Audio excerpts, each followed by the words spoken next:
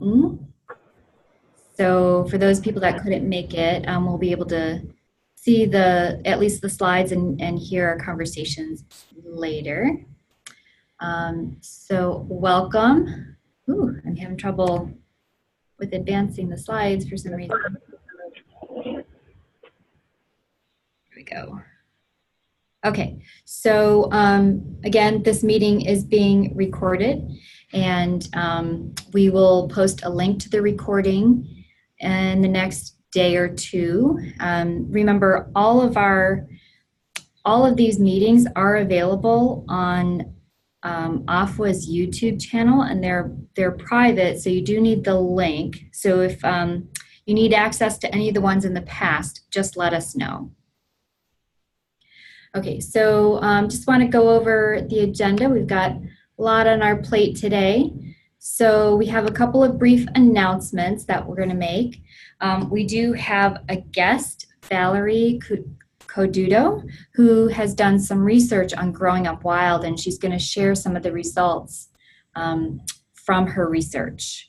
And then thank you for everyone that handed in their annual report and numbers. We're going to share some of the highlights with you.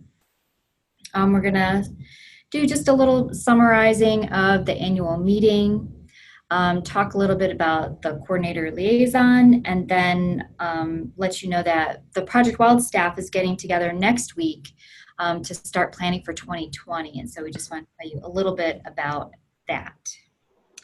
Okay, so hopefully everyone knows if you have a question at any point in time, go ahead and type it in the chat box.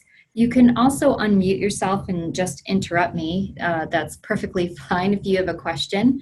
I don't think there might be a raise your hand option. I can't remember, but definitely Kelly, Mark, and myself, we're all constantly monitoring the chat box. So that's probably the best place to ask a question. All right, so first of all, we made several announcements and sent out a couple of emails, but I just want to make sure everyone knows we have several people retiring from Project Wild this year, including Art and Lisa and Mary Goodyear. Mary Goodyear was actually at our meeting, and her last day was during the meeting, I believe. So we're so glad that she could make it at least one last time. And Janice Green from Missouri is kind of retiring, but she's going to be part-time for another year, and she'll be around when we have our Project Wild and Project Wet annual meeting in Springfield, Missouri in 2020. So we're glad she's going to be around for a little while longer. We want to welcome baby Espen. We got a photo there. Heather is on the line. So Heather, do you want to tell us a little bit about Espen's early arrival? Hi, everyone. Yeah, Espen decided he did not have enough room and wanted to come 3 weeks early. So he was born on June 11th. It was 6 pounds, 6 ounces, and he's doing amazing. And his big brother, who's 2, is absolutely in love with him. Okay, well, we're sorry we couldn't see you in Montana, but hopefully we'll see you soon, Heather. And maybe you'll bring your children with you. We'll get to meet them too. That'd be fun. Or maybe you might need a break and not bring them. It'd be a vacation. So at this point, I'm going to hand it over to Mark. Okay, welcome everyone. It is my pleasure to introduce our guest speaker today, who I met in recent months as she was completing her work for her master's degree. And Elena, if you can advance to the next slide.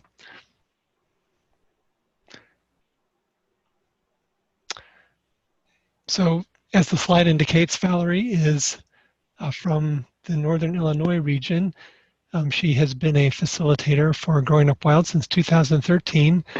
She recently completed her Master's of Education in Natural Science and Environmental Education, and she has a professional background in non-formal education. And Valerie, I believe you are about to take a job as a classroom teacher. Can you tell me again what grade you'll be teaching? I will be teaching 3rd to 8th grade science at a charter school in Rockford. Great. All Quite right. the age range. Well, congratulations on that. And having said all that, we can go on to the next slide. And Valerie, I'll turn it over to you. All right, thank you. Excuse me. Thank you again for allowing me the opportunity to present some of the research and work that I did while I was completing my master's.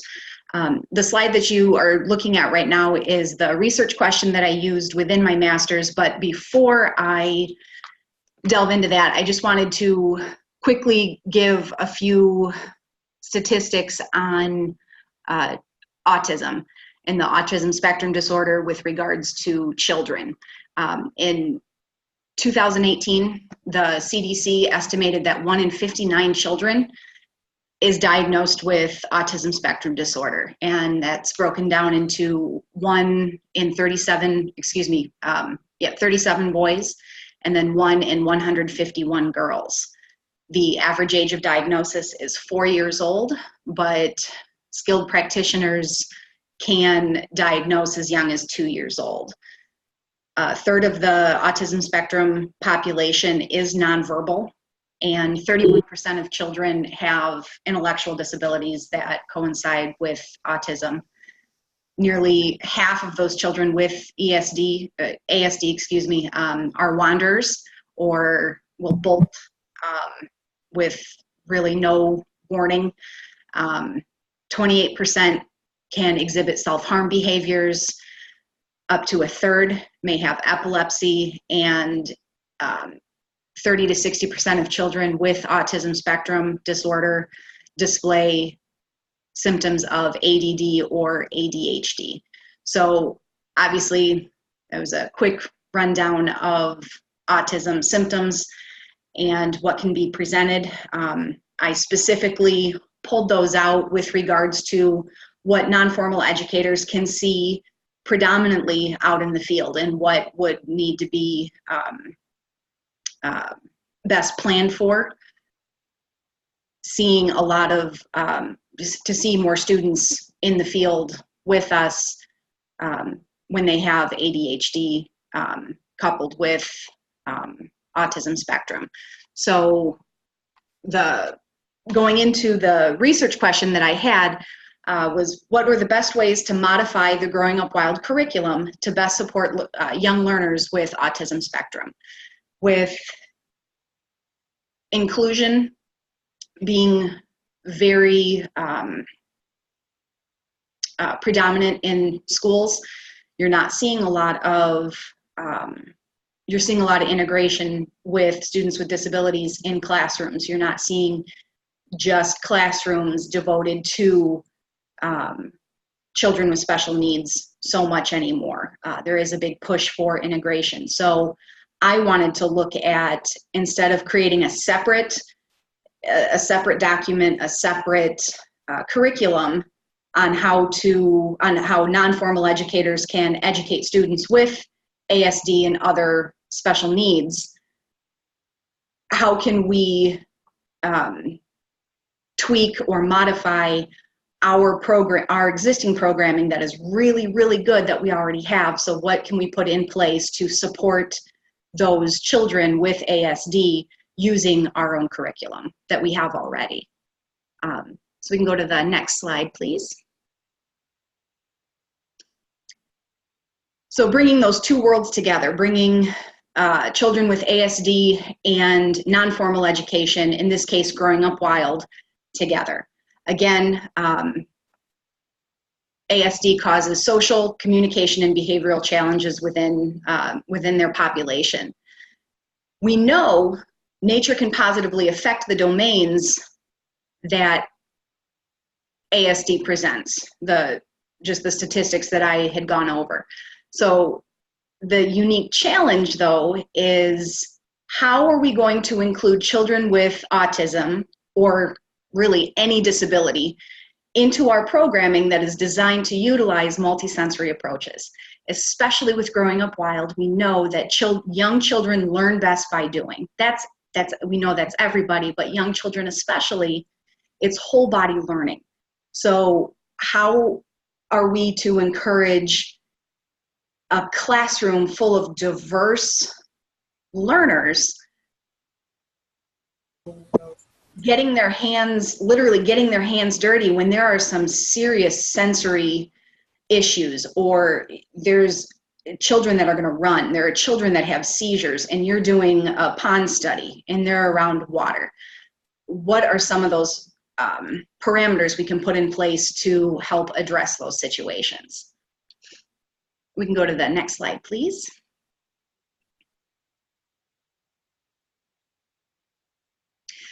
This slide and the next slide are just two screenshots that I took from obviously the Growing Up Wild guide that I used within my thesis. And my thesis looked at adapting or modifying the Take Me Outside activities. So obviously, thank you, within the next slide, you can implement, if someone wants to take this further, you can certainly apply the principles to other sections, the centers and extensions, especially the art projects, the music and movement sections. You can apply modifications to that, but my project and thesis looked at modifying the Take Me Outside section. So we can go to the next slide, and you'll see this is just the example, a zoomed in screenshot of the other example. So just as a kind of think to yourself scenario, you have a group of young kiddos coming out to your site, and let's say they're a first grade class. When the kids get off the bus, the teacher mentions there are a couple students with autism who have varying abilities. One student is sensitive to touch and has limited communication skills. The other has mobility constraints and uses a walker on uneven ground. I know in my career, I've been presented with this surprise information when we're going out for a lengthy hike, and I'm just now getting this information, like, what am I going to do now? How am I going to modify my program to make everyone, to make the entire group inclusive and successful in the programming? So that's what I had seen personally, and I had noted as an area that outdoor education, non-formal education can use resources for. Classroom teachers, they're great with their students in the classroom, but they bring them to us for a reason as non-formal educators and outdoor educators. We are our experts. We are the experts in our field, so we need to be inclusive of entire classrooms that are coming out, and we are seeing much more diverse classrooms now. All right, we can go ahead to the next slide, please. So again, what I did was, in my project, I offered modifications for the 27 Take Me Outside activities. And I identified what I called activity elements. And those were mobility, fine motor skills, receptive and expressive communication, visual, auditory, sensory, and social. So those modifications for the activity elements would be identified at the top of each activity. So not every Take Me Outside activity is going to have all of those 8 modifications, but it would be at least one of the 8 identified, and then you would be able to see the suggestions for modifications based off of what was identified. So if we go to the next slide, it will show an example of that. So again, just taking the fishing fun activity, and with the fish tag, The yellow highlighting shows the following elements. So it shows mobility. So that activity offers mobility elements, visual and auditory elements, and sensory elements as well. So play a game, obviously that corresponds to mobility. Standing or touching can be mobility and sensory, etc. All right, we can go to the next slide, please. And then this is this slide and the next two slides just show just screenshots of the document that offers all of those modifications for those 8 activity elements. So for mobility, the possible modifications, depending on what the child is exhibiting, I could implement other movements such as skipping. They could walk instead of run, sliding or shuffling. We can make sure that the activity is kept on flat ground. It could be on a hard surface. So instead of playing in the grass, we might be playing on blacktop or a large unused portion of a pavement. We can offer transportation to and from the activity's location if we have to hike kind of far. We can designate a specific role for that child within the game. So a student, instead of running, they could be the referee. They could be the data recorder or the biologist to see how many fish were caught. All right, we can go to the next slide, please. Other possible modifications within that activity that offers visual and auditory elements. You can see the list there. And again, there is a document that does offer the entire modifications for those 8 activity elements. So don't feel like you have to screenshot or write everything down. That document is made available for you too. But the document was just too long to, the multi-page document was too long to put into slides. So I just picked out a few based off of an activity. So again, visual, you can offer visual boundaries for the activities, written instructions, or have communication or picture cards that explains the activity. For auditory, you can demonstrate various roles within the game instead of just verbally saying the instructions for the game. You can repeat those directions, physically demonstrate them, and make sure that you're intentional in your positioning of where you are in relation to that child, to make sure that they are very close to you. All right, we can go to our last one. And this one with sensory is, sensory and mobility are two of the biggest ones that I have encountered with modifications. But sensory is, again, with being a big one, that is really using your imagination and what you can possibly think of to integrate. You could use a tag stick. And actually a lot of schools, when they do play tag in PE classes, they're not using a hand motion to tag anymore. They're using about 6 or 8 inch sections of pool noodles that they use as tag sticks. So that can help alleviate the person-to-person contact. If a child is not accustomed to that or does not like to be touched by someone, you can use a tag stick as an alternative. You can have them stand next to a safe spot instead of touching it like the game intended. Instead of putting their hands on something, they can stand next to it. That would be okay. And a big one in our bag of tricks, to keep hand sanitizer or wipes on hand if hands get dirty and that causes a problem. So obviously there's no place to wash your hands outside. So having that available can help alleviate any possible situations that may arise. All right, we can go to the next slide. There's also a document that has been made available that I had included in my thesis called the Individualized Student Profile for Outdoor Learning.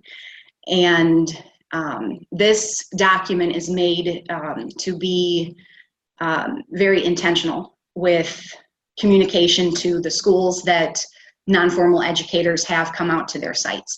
So modifications that we made in that previous fish tag activity, instead of having to do those on the fly when the teacher gets off the bus or we go into a classroom if we're doing an in-school, and we're now presented at the last minute with these modifications or these abilities that we need to accommodate, we can use this individualized profile as a communication tool with the classroom teacher. So we can try to head off any of those questions ahead of time instead of on site.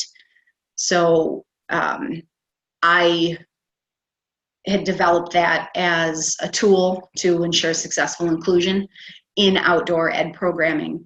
Again, it's trying to be very intentional, and you can use the questions when you see a copy of it later.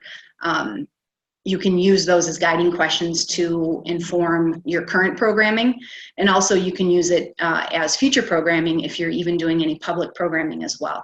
So it's made to be a very universal document to that people can modify to their sites. All right, we can go to the next slide, please.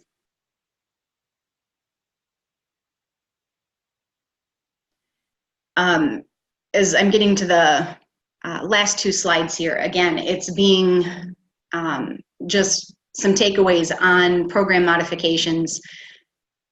Your participation is going to vary. I have done programming where a student is nonverbal, and he was a runner, and this was at a residential education facility. So he was with us for 2 days, or for 2.5 days, and we're doing night hikes, and we want him to participate, but you can't force the level of participation. So participation will vary, and that is okay. The goal is we're working hard to achieve the same goal, but how we get there may look a little different. So success will look different, and again, that's okay. Just getting them, we need to go back to those foundational tenets of the benefits of nature education is just being exposed to nature is doing good. So that we do need to, remember when we are programming for students that do have disabilities. And our last slide we can go to. Again, just our ending slide, and if there's any questions, I'd be more than happy to try and answer your questions.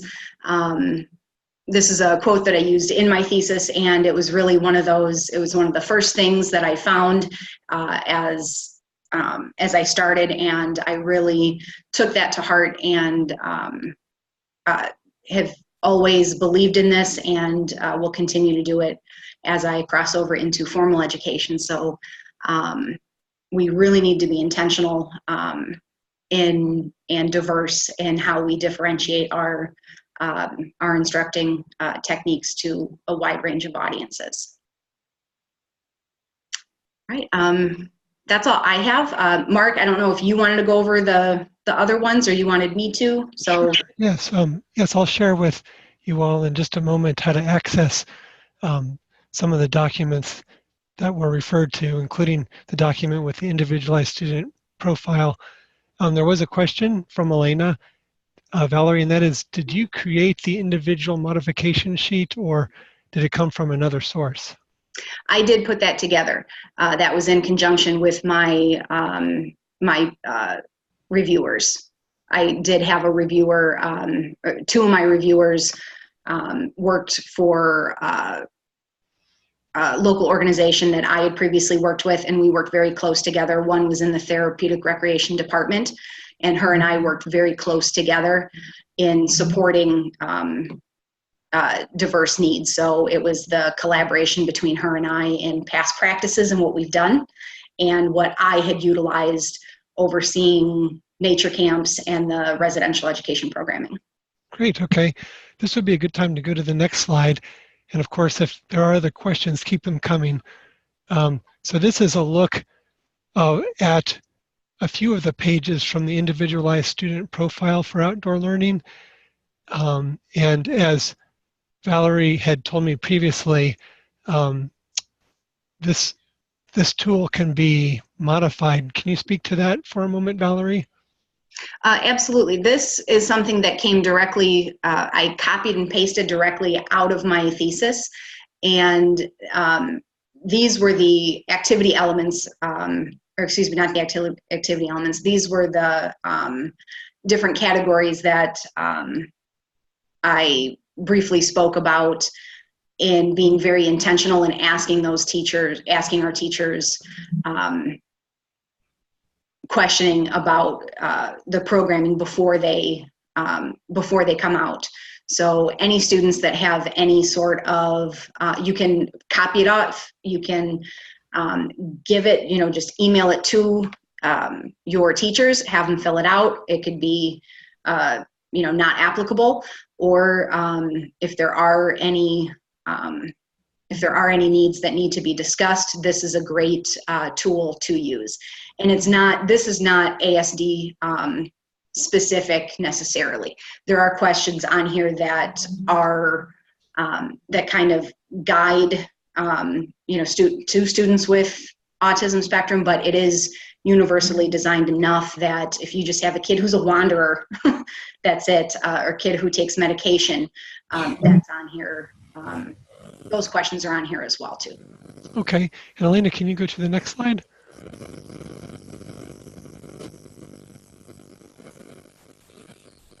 So this is a look at a page I hope you all have seen before. It's one of the resource pages for Project Wild. And next slide, down towards the bottom of this document is where we have resources for inclusion. Next slide, which, yeah, so there's a blow up of what that looks like. And then the next slide, please. And you can see the last, and then the next slide. The last three bullets here are the new items. Yes, and go ahead one more, please. There we go. So these three are the ones that were just added to this list. These are accessible by the public, so anyone coming to this Project Wild resources pages can access these. And you'll see that if you do access them, that they are credited towards Valerie and used with permission. And thank you, Valerie, for that permission. And we You're hope welcome. that Project Wild coordinators can share them with their facilitators and facilitators with their educators to help meet the needs of learners with special needs. Okay, and I think that's all here. And Elena, if you could go on to the next slide, just make sure that I don't have any more in there. Yeah, okay, so before we go on, were there any more questions for Valerie before Valerie signs off? Okay. Actually, I have a question, Mark. This is Elena again. Obviously, Project Wild, the activities we have are written for a very general audience. Certainly, we have an interest in getting all students outdoors and engaged with nature and environmental activities. Valerie, how, in your experience, how easy or not easy is it to modify these kinds of activities? And that, that we also, there's also Project Web, Project Learning Tree, and I'm sure there's a ton of other curriculum that is not written with, special learning needs in mind at all. So I'm assuming that educators really have to spend a lot of time to amend activities and lessons. That is true. That's actually one of the reasons why I wanted to pursue this as a project, and I did it. I used Growing Up Wild because just as me being a facilitator with that, I have I'm most knowledgeable about that resource. But what I also did is when I made those, like the activity modifications, I tried to make it, even though I was using the Growing Up Wild curriculum, I tried to make it so it was broad enough that you could apply it to Project Wet, Project Wild, Flying Wild, any of the other Learning Tree, any of the other projects that that are available. So you could use, you could take that document and look at ideas for modifications for mobility. So even though I use the Growing Up Wild curriculum to highlight those modifications, but ideally you would be able to take those 8, that document that has the listing of the 8 modifications and apply those to other project guides. I wanted to make sure that I wasn't just really taking, because a first thought was taking each activity and modifying the activity for itself. That came up as a limiting factor in a conversation I had with my thesis professor. The goal was to make it as widely accessible as possible. And if I just showed modifications for those 27 Take Me Outside activities, then it became an isolated standalone modifications just for that. Then if someone else wanted to do that with the other ones, then you have half a dozen of other project guides that you would need to offer modifications for. So hopefully this was just a springboard to start that conversation, and also make it so you don't need we don't need 2 Growing Up Wild guides. The guides are time tested and awesome in what they are and what they offer. So you don't need one with that offers just modifications for students with disabilities, because the disabilities range so much. So I tried to make it as universally designed as possible to use with any of the other guides as well. Well, thank you. So I really do appreciate this resource, because it's, we certainly want to be inclusive, and like I said, we want all kids to be able to enjoy the outdoors and learn about the place in which they live. And I think sometimes, if I were doing a program with children that have special learning needs, I would be really nervous about how to approach that. But I think this at least gives us a strategy to work closely with the educator to make sure that we do provide those kids with a valuable experience. And Valerie, I want to thank you again. Thank you very much. Generous of you to share your resources, and I know you're about to sign off, so we'll move on to our next portion. All right, thank you so much. Thank you. You're welcome. Have a good weekend. Bye. Bye-bye. All right. And thanks, Mark, for coordinating that and having Valerie be our special guest today. It's always great to hear about research that's being done on our activities, and great to learn what the results of that research was. Is there a place where her dissertation is, or her paper or anything? Yes, so you'll see a summary report of her capstone project that is part of those 3 resources that we link to online at the Project Wild resources page. Okay. So I think it's the second 2, individualizing student profiles for outdoor learning. There's a Word version and a PDF version. Those are the same documents, and they both contain that set of conclusions. The Word version I put in because if folks want to use it as a tool where they can actually type into those tables, then it makes it easy to do so. Super. All right, thanks. And if any of you know of any research being done in your state on any of the Project Wild activities, please let us know. I know, Tanya, you had emailed us some very interesting survey results that you knew of a graduate student that did. So, we'd love to have more people present about what they found to help us make our materials better. So that's great. Thanks again, Mark. Okay. All right. So Kelly.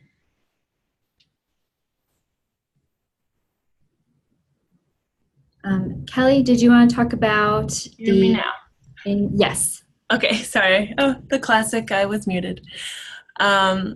Yeah, so I'm just going to share a few highlights from the annual reports that you all submitted via those Excel sheets way back when. Most of y'all submitted the reports, so thank you for doing that. We still have a few stragglers, but about every year we don't usually get 100% completion, so that's kind of normal. But adding up all of the states that we do have, the total number of people trained in 2018 in Project Wild materials through state programs was 17,225 educators. And just to give you a little bit of a visual, that's about how many people would fill the football stadium at Missouri State University, which is our Missouri Project Wild sponsor. And that was a total of 978 trainings, and that equates to about 18 people per workshop. So that seems like a pretty good number. You can, and I just put the note there that 3 states don't have Project Wild, don't offer Project Wild, and then there's 4 states that we don't have the data for. So it's probably a little higher than 17,000. And Elena, you can go to the next slide.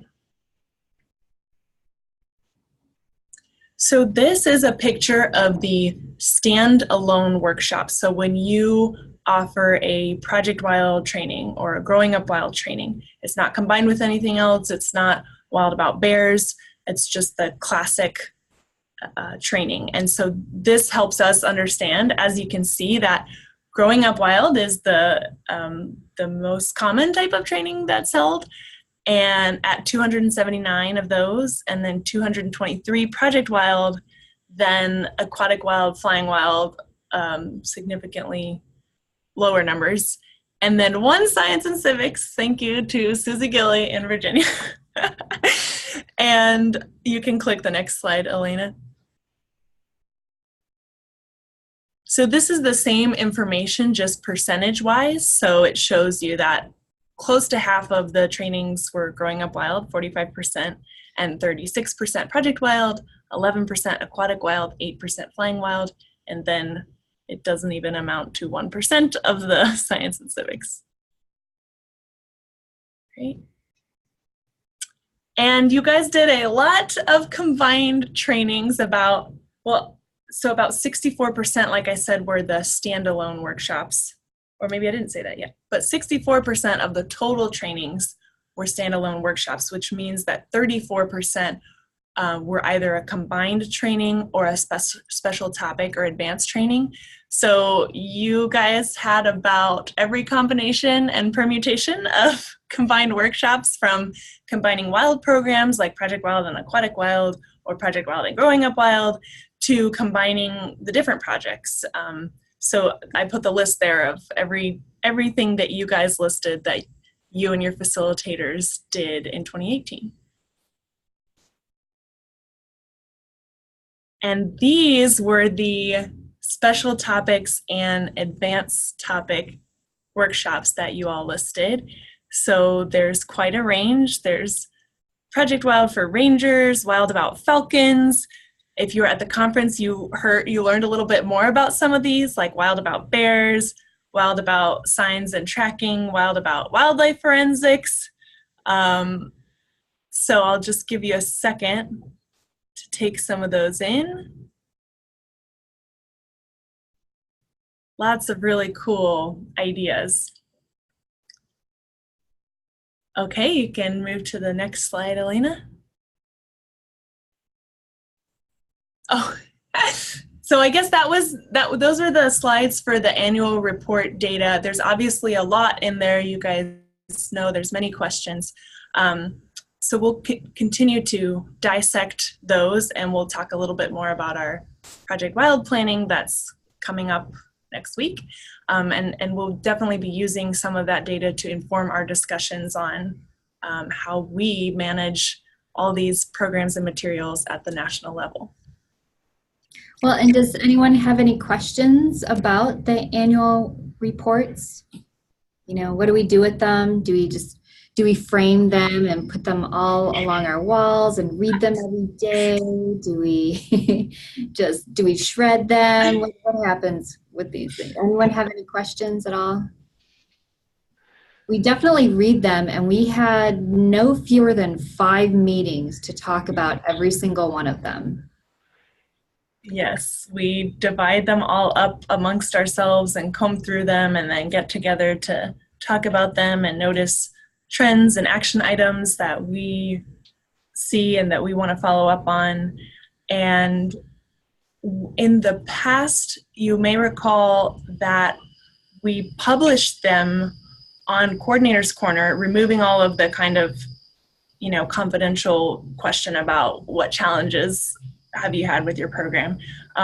So we can certainly make all of these available now that I've combined all of the Excel spreadsheets into one large Excel spreadsheet. So it'll be easy to share some of that information. And I know that some folks in the past have asked about looking at those and have benefited from looking at those just to kind of understand the picture in other states at a more detailed level to, learn from and, for lessons for their state. Okay.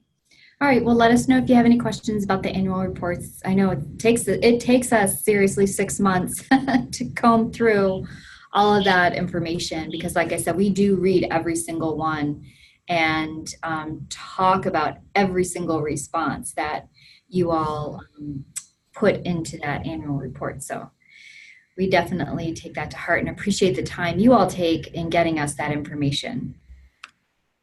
Okay, so the annual meeting. Thanks, Kelly, for putting this information there. 33 coordinators from 29 states, Puerto Rico, and Japan. We had a nice number of facilitators attend this year, 9 facilitators, 5 office staff, 12 guests, 16 guest speakers and session leaders, and 13 coordinator presentations. So we put a lot of the resources up online on the Dropbox, and if I were savvy enough, I would be able to show you the Dropbox thing, but and Elena, I will interject because I have heard from Rachel and Brittany that actually Dropbox, I don't know if they changed their permissions or what, but apparently you have to have a business account to access those folders. Oh, no. So what we can probably, the most expedient thing to do would probably be to just move them over to the Project Wild shared folder that we know folks can access. Okay. And then find another way to get the materials to the folks who are not coordinators who would like that information as well. Oh, yes, good point. And so, and another option is you can always email us your presentation or your resources and we can put them up here as well. Photos are a little more challenging, I know, but we'll try and find a more efficient way to make this happen. It's hard because not everybody can access Dropbox, but then not everybody can access Google Drive. So it's a little challenging in that regard. Okay. All right. I do want to remind folks that in an email that I had sent out, we're looking for people to serve on a couple of more committees here. We've got Growing Up Wild Online, Citizen Science, and Proyecto Wild. I'm trying to find some funding to redo Proyecto Wild, but we need to decide what activities to put in there. And then if you were at the annual meeting, then you heard Rocky Mountain Elk Foundation verbally say that they were interested in redoing Wild About Elk.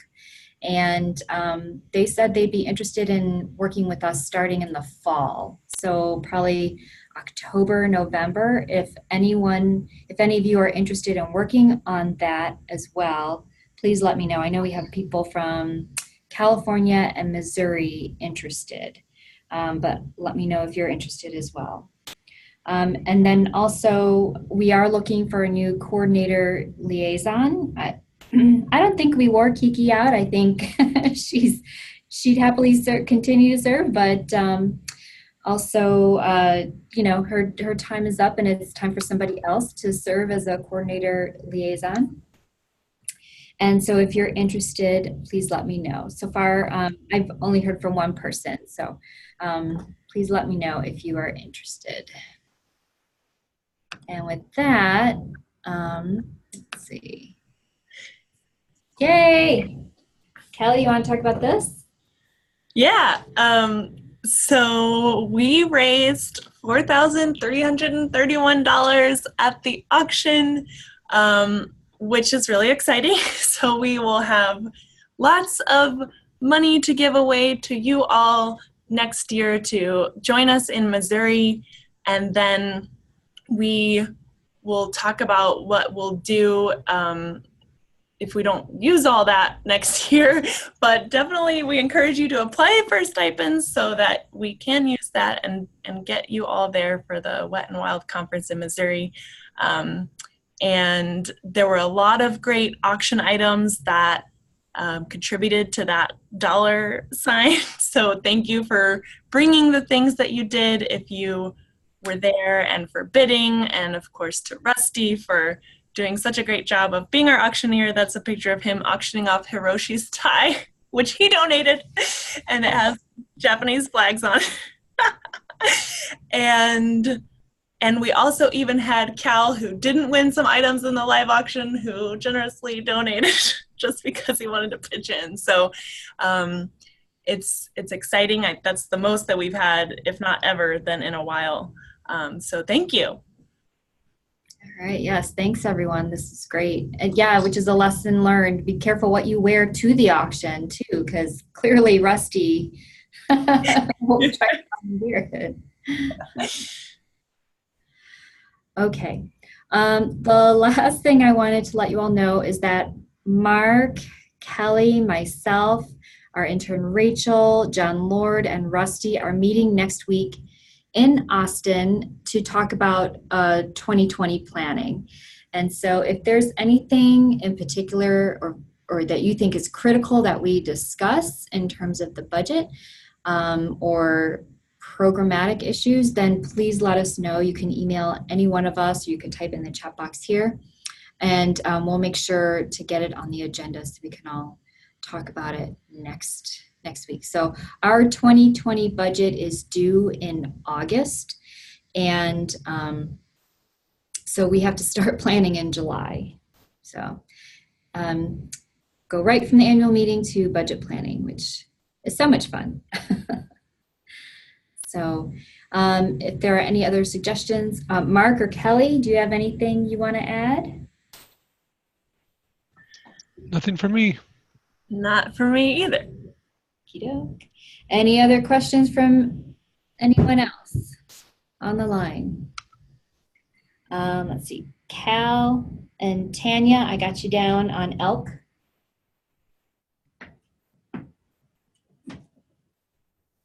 Okay. All right. Well, just remember we're always available via email or pick up the phone and call, text. And we will talk to you soon. Our next monthly meeting will be in September. We're gonna take a little break in August and we'll come back together in September. All right, and I'll send out a date and a time and a link for that.